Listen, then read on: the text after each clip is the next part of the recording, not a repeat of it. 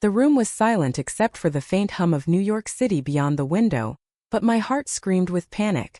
I stood frozen, a towel barely clutched to my chest, as the door creaked open and a stranger stepped inside. Her eyes, sharp, blue and unapologetic, locked onto mine, and in that moment my world tilted. Elena Harper, 28, was no stranger to solitude. Her Brooklyn apartment, a small haven of thrift store furniture and half-read books, was her sanctuary after a brutal year of loss. Her mother's death, her job's collapse, her confidence shattered. She'd moved to the city to start over, to rebuild herself piece by piece, but vulnerability clung to her like damp cloth. That night, fresh from a shower, she'd been humming a half-forgotten song, unaware of the lock she'd forgotten to turn. The stranger was Maya Cruz, 30, a photographer with a reputation for capturing raw, unspoken truths through her lens. She'd been chasing a lead for a story, an exposé on the city's underground art scene, when she'd mistaken Elena's apartment for the one she'd been invited to. Her leather jacket was scuffed, her boots heavy with the weight of a life spent running toward or away from something. She wasn't supposed to be here, but the sight of Elena, wide-eyed and clutching a towel, stopped her cold. I thought this was 4B, Maya stammered, her voice low, almost a growl, but her hands raised in surrender. I'm not, I didn't mean to. Who are you? Elena's voice trembled, her grip tightening on the towel. She should have screamed, called for help, but something in Maya's gaze, raw, unguarded, held her still. It wasn't fear that kept her rooted. It was the inexplicable pull of recognition, like meeting someone you dreamed of but never met. I'm Maya, she said, stepping back toward the door but not leaving. I'm sorry. I'll go. But Elena didn't want her to go. Not yet. Wait, she said, her voice softer now, though her heart still raced. How did you even get in? Maya's lips quirked, a half-smile that didn't reach her eyes. Your lock's crap. I barely touched the knob. Elena laughed, a sharp, nervous sound that broke the tension. She gestured to the couch, still clutching the towel. Sit. I'll put something on. Minutes later, Elena returned in a loose sweater and jeans, her auburn hair damp and curling at the ends. Maya hadn't moved, her camera bag still slung over her shoulder, her posture rigid but her eyes soft. They talked awkwardly at first about the mix-up, the city, the way New York could make you feel both invisible and exposed. Elena offered coffee and Maya accepted, her fingers brushing Elena's as she took the mug. The touch lingered, electric, unspoken. As the night deepened, so did their conversation. Maya spoke of her work, of chasing stories in dive bars and abandoned warehouses, of capturing moments that people hid from the world. Elena listened, drawn to the passion in Maya's voice, the way her hands moved when she described a perfect shot. Elena shared her own story, her mother's battle with cancer, her move to Brooklyn to escape the weight of grief, her quiet hope to find herself again. You're not invisible, Maya said suddenly, her voice cutting through the hum of the city outside. Not to me. Elena's breath caught. She wasn't used to being seen, not like this. The room felt smaller, the air heavier, as if the space between them was shrinking. Maya's hand rested on the couch, inches from Elena's, and neither moved to close the gap, but neither pulled away either. The night ended with Maya leaving her number scrawled on a napkin, promising to check Elena's lock before she left. You need a better one, she said, her smile teasing but warm. I'll come back and fix it if you want. Elena nodded, her heart a tangle of fear and hope. I'd like that. As the door closed behind Maya, Elena leaned against it, her fingers tracing the napkin's edges. She didn't know it yet, but that night was the beginning of something that would unravel her carefully guarded world and stitch it back together in ways she'd never imagined. The next morning, Elena woke with Maya's napkin still clutched in her hand, the ink smudged but legible. She stared at the numbers, her thumb hovering over her phone, torn between the thrill of possibility and the weight of caution. What was she doing, inviting a stranger back into her life after one reckless night? But Maya wasn't just a stranger anymore. Their conversation had peeled back layers Elena hadn't touched in years. Her dreams of writing, her fear of being alone forever, her quiet ache for connection. Maya had listened, really listened, and it left Elena unsteady, like standing on the edge of a cliff with no idea what lay below. She texted Maya by noon, a simple message. Lock still crap. You free? The reply came in seconds. Be there at 6. Bringing tools. When Maya arrived, she was all business at first, kneeling by the door with a screwdriver and a new deadbolt she'd bought on her way over. Her black hair fell into her eyes, and she cursed softly under her breath as she worked. Elena watched, leaning against the counter, a mug of tea warming her hands. The domesticity of it felt surreal, like a scene from someone else's life. You don't have to do this, Elena said, breaking the silence. Maya glanced up, her blue eyes catching the light. I want to. Can't have you leaving your door open for any random photographer to wander in. Elena laughed, but the sound caught in her throat when Maya's gaze lingered a beat too long. The air shifted, charged with the same unspoken tension from the night before. Maya stood, wiping her hands on her jeans, and stepped closer to Elena, close enough that Elena could smell the faint leather of her jacket, the hint of cedar in her cologne. Your trouble, Elena said, half teasing, half serious. Maya's lips curved. You have no idea. Over the next week, Maya became a fixture in Elena's life. She'd show up unannounced with coffee or takeout, claiming she was in the neighborhood. They'd walk through Prospect Park, Maya pointing out angles for shots she'd never take, Elena sharing stories of her childhood in upstate New York. Each moment felt like a brushstroke, painting something neither could name yet. But there were shadows too. Maya was guarded, her stories about her past vague. A runaway teen, a string of foster homes, a life built on survival. Elena sensed the walls Maya kept up, the way she'd deflect with a joke or a change of subject when things got too personal. Elena, too, held back, afraid of what it meant to let someone in after so much loss. One night, at a dimly lit bar in Williamsburg, the tension broke.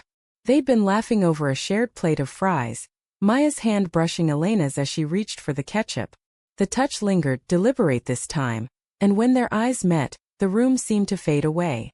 Elena, Maya said, her voice low, urgent. What are we doing? Elena's heart pounded. She wanted to say she didn't know, to retreat to the safety of uncertainty, but the truth spilled out instead. I think I'm falling for you. Maya's breath hitched, her hand tightening around Elena's. For a moment they were the only two people in the world.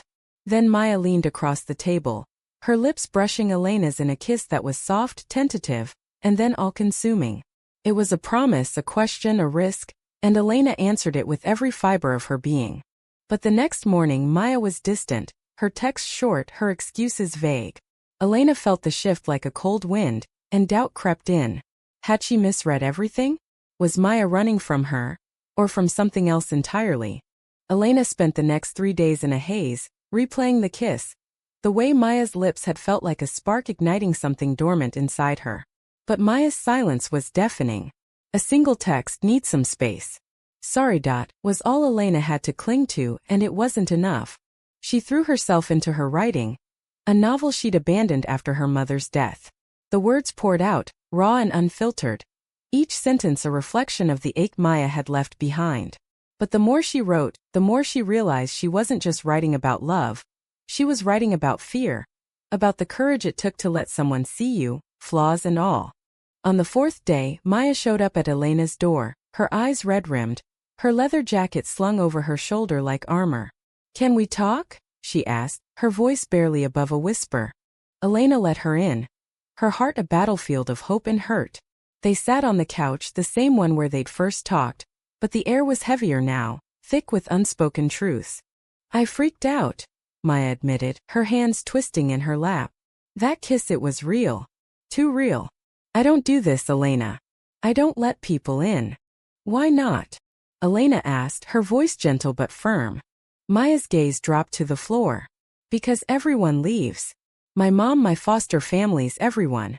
I learned early that getting close means getting hurt. Elena reached for Maya's hand, her fingers trembling. I'm not going anywhere.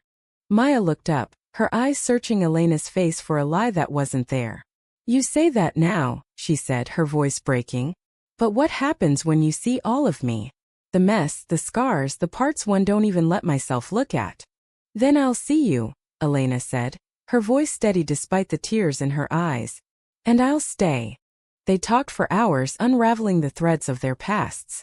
Maya spoke of the foster homes, the nights spent sleeping in bus stations, The way photography became her way of making sense of a world that never seemed to want her.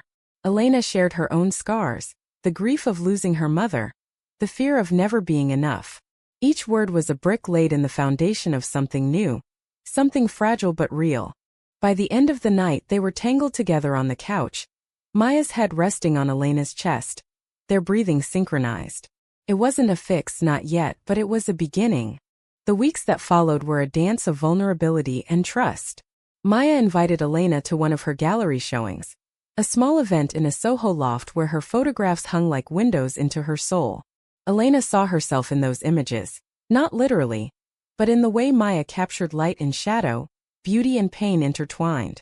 But the world outside their bubble wasn't kind. Elena's conservative family, still reeling from her coming out years ago, sent her a letter demanding she fix herself.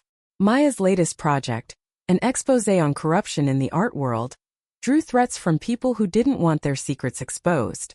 The pressure built, a storm gathering on the horizon, and Elena wondered if their fragile connection could withstand it. The threats against Maya escalated.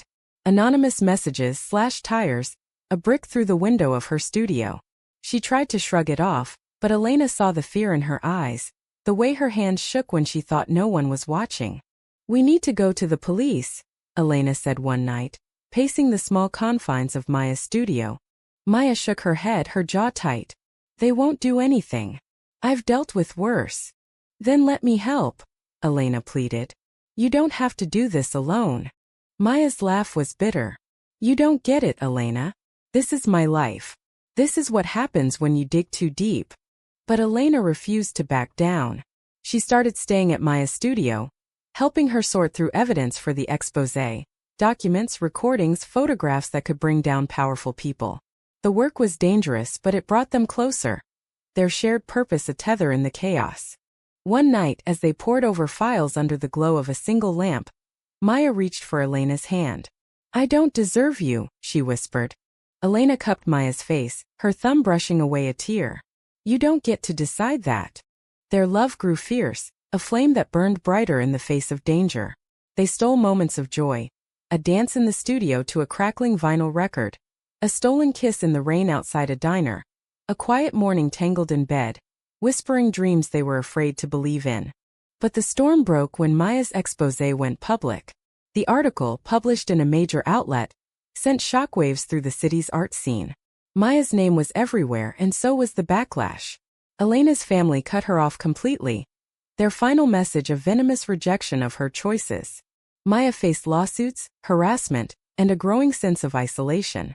One night, Elena found Maya packing a bag, her face pale and drawn. "I'm leaving," Maya said, her voice flat. "I can't keep dragging you into this." Elena's heart stopped. "You're not dragging me anywhere. I'm here because I love you." Maya's eyes glistened, but she shook her head. "You deserve better than this, Elena. Better than me." The words hit like a punch, but Elena refused to let them land. She grabbed Maya's hands, pulling her close. "You don't get to run from this. From us. We're stronger than this." Maya broke then, her sobs muffled against Elena's shoulder. They held each other through the night, the world outside forgotten, their love a quiet rebellion against the chaos threatening to tear them apart. The weeks that followed were a crucible. Maya's exposé led to arrests, but the threats didn't stop. Elena and Maya moved to a new apartment, a small space in Queens where they could start fresh. It wasn't easy, money was tight, trust was fragile, and the weight of the world pressed heavy on their shoulders. But they built something new. Elena's novel, inspired by their story, found a publisher, her words a testament to the resilience of love in the face of adversity. Maya's photography took on a new focus, portraits of everyday people, their struggles and triumphs captured with the same raw honesty she'd always brought to her work. They faced their fears together. Elena wrote letters to her family, not expecting forgiveness but needing to speak her truth. Maya testified in court, her voice steady as she faced the people who tried to silence her. Each step was a victory, a reclaiming of their power. One spring evening they stood on the roof of their building, the city sprawling beneath them. The skyline glittered, a reminder of the world they'd fought to carve a place in. Maya took Elena's hand, her thumb tracing the lines of Elena's palm. "I used to think love was a luxury I couldn't afford. Maya said, her voice soft but sure. But you changed everything. Elena smiled, tears in her eyes. You crept into my life, Maya Cruz, and I'm so glad you did. They kissed under the stars, their love a quiet triumph. A promise kept against all odds. The world hadn't changed, it was still messy, still cruel in places, but they'd found each other, two strangers who became each other's home, and that was enough. Their story wasn't perfect, but it was theirs. And in a city of millions where it was so easy to feel lost, they'd found something rare. A love that saw them, scars and all, and chose to stay. Thank you for listening. Like and subscribe to get notifications about next videos.